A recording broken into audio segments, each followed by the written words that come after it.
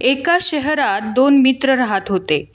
एक दिवस दोघे मित्र समुद्रकिनारी शंख गोळा करण्यासाठी गेले, कारण त्यांना ते शंख विकून स्वतःसाठी थोडे पैसे मिळवायचे होते. दोन्ही मित्र शंख गोळा करतच होती, तेवढ्यात एकाला एक मोठा शंख मिळाला. ते पाहून दुसऱ्या मित्राच्या मनात आले की अरे, याला तर एवढा मोठा शंख मिळालाय, आता हा माझ्यापेक्षा जास्ती पैसे कमावणार. तेव्हा तो म्हणतो की आता मी याच्यापेक्षा मोठा शंख मिळवणार, जो विकून मला त्याच्यापेक्षा जास्त पैसे भेटतील. असे म्हणून तो शंख सापडायला सुरुवात करतो. त्याने खूप शोधलं, खूप जास्त मेहनत घेतली, परंतु त्याला मोठा शंख काही मिळाला नाही. मोठा शंख शोधताना त्याला जे जे छोटे शंख मिळत होते ते तो फेकून देत होता, कारण त्याच्या डोक्यात फक्त मोठा शंख शोधायचा एवढंच होतं. कारण मोठा शंख विकून त्याला थोडे जास्त पैसे कमवायचे होते. मोठ्या शंखाच्या शोधात सकाळची दुपार झाली, दुपारची रात्र झाली. त्याला मोठा शंख काही मिळाला नाही. उलट त्याला जे छोटे शंख मिळत होते तेही त्याने फेकून दिले होते आणि त्याच्या हातात आता काहीच आले नव्हते.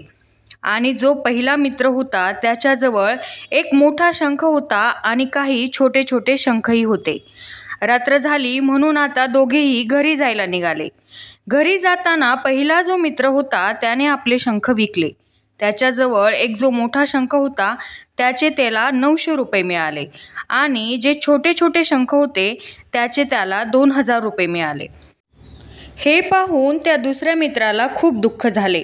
त्याला पश्चाताप होत होता की मी जर ते छोटे छोटे शंख फेकून दिले नसते तर आता माझ्याजवळ त्याच्यापेक्षाही जास्त पैसे असते. तेवढ्यात त्याचा पहिला मित्र त्याला म्हणाला की जे छोटे शंख तू फेकून देत होतास तेच मी गोळा केले आणि बघ, ते विकून मला 2000 रुपये मिळाले. हे ऐकून तर दुसरा मित्र अजूनच जास्त निराश झाला.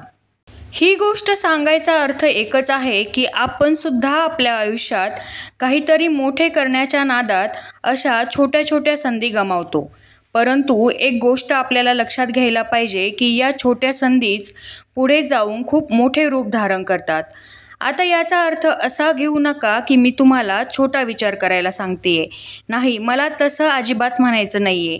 तुम्ही मोठा विचार जरूर करा, पण यशाच्या शिखरावर पोहोचण्यासाठी सुरुवात छोट्या छोट्या पायऱ्यांनीच करावी लागते, हेही लक्षात ठेवा.